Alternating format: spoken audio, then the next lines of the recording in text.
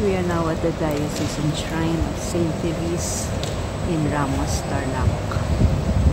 Sa araw na ito, tayo ay nananalangin upang samahan si Jesus at pasalamatan ang katangi-tangi at dalisay na regalo ng kanyang sarili sa Eucharistia. Mula pa noong una, ipinakita na ng Diyos sa pamamagitan ng pagpapadala ng mana ang tinapay na galing sa langit sa kanyang piniling bayan.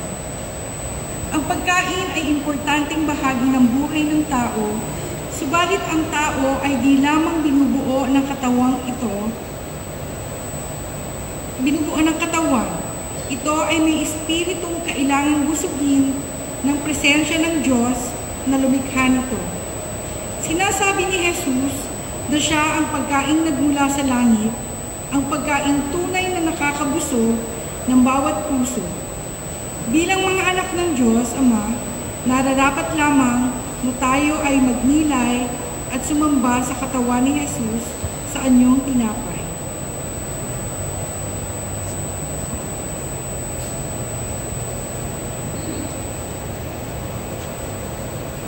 Ang mabuting balita ng Panginoon ay kay San Juan. Papuri sa iyo. Noong panahong iyon, sinabi ni Jesus sa mga tao, "Ako ang pagkaing nagbibigay buhay na bumaba mula sa langit. Mabubuhay magpakailanman ang sino mang kumain nito. At ang pagkaing ibibigay ko ay sa ikabubuhay ng sanlibutan ay ang aking laman." Dahil dito'y nagtalo-talo ang mga Hudyo. Papaanong maibibigay sa atin ng taong ito ang kanyang laman upang kanin natin? Tanong nila. Kaya't sinabi sa kanila ni Jesus, "Malibang kanin ninyo ang laman ng anak ng tao at inumin ang kanyang dugo, hindi kayo magkakaroon ng buhay. Ang kumakain ng aking laman at ang umiinom ng aking dugo ay may buhay na walang hanggan, at muli ko siyang bubuhayin sa huling araw. Sapagkat ang aking laman ay tunay na pagkain, at ang aking dugo ay tunay na inumin. Ang kumakain ng aking laman at umiinom ng aking dugo ay nananahan sa akin at ako sa kanya. Buhay ng Amang nagsugo sa akin at ako'y nabubuhay dahil sa kanya. Gayon din naman, ang sino mang kumain sa akin ay mabubuhay dahil sa akin. Ito ang pagkaing bumaba sa langit. Ang kumakain nito'y mabubuhay magpakailanman.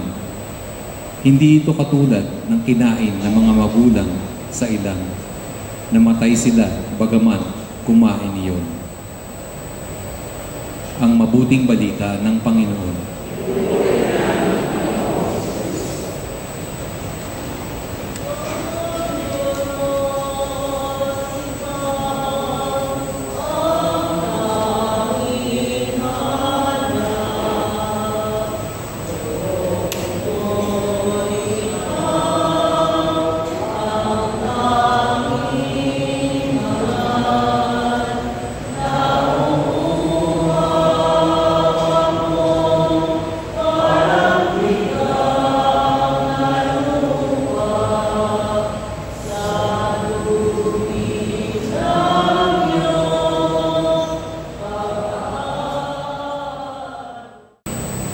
Ama namin, sumasalangit ka, sambahin ang ngalan mo, mapasa amin ang kaharian mo, sundin ang loob mo dito sa lupa para lang sa langit.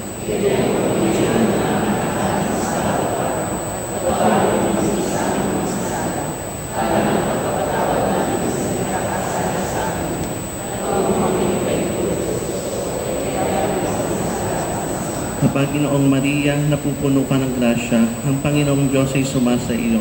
Bukod kang pinagpala sa babaeng lahat, pinagpala naman ang iyong anak na si Jesus.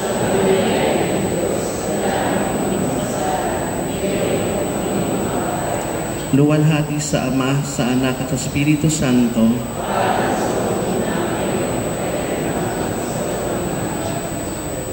Panginoon, turuan mo akong maging bukas palad.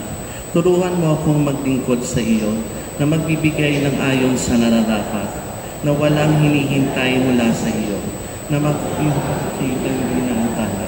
Ang mga hinarap na naglalanas, sa mga tuwi na magsumikap na hindi humahanap ng kapalit, ng kapanganuan, na di naghihintay kundi ang aking mabati, na ang loob mo ay siya.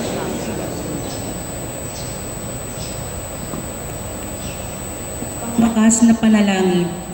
Panginoon namin at Diyos, pinagkaloob mo sa amin ang tinapay na bumaba sa langit sa pamamagitan ng pagkain ito. Pagkalakas nawa kami upang mabuhay sa ayon sa iyo. Buhay at sa katapusan ay makinakap sa iyong walhati sa huling araw. Hinihiling namin ito sa pamamagitan ni Kristong aming Panginoon. Sa ngalan ng Ama, ng Anak at ng Espiritu Santo.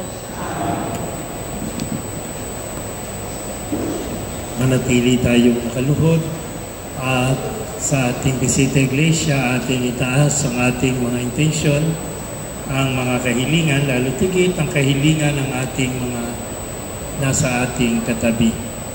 At yun yung magandang hamon sa atin, nasa loob ng natitirang 5 simbahan o 6 na simbahan, huwag yung ating intensyon ng ating panalangin, panalangin natin yung intensyon ng ating katabi, sino man ang maging katabi natin. No?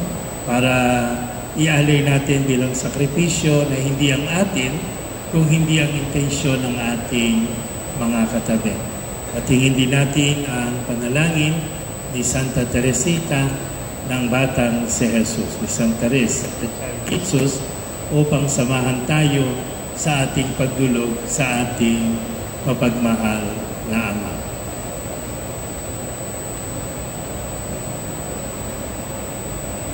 Luwalhati sa Ama, sa Anak at sa Espiritu Santo.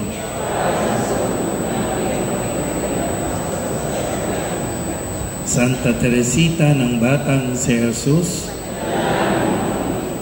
makaupo po ang lahat.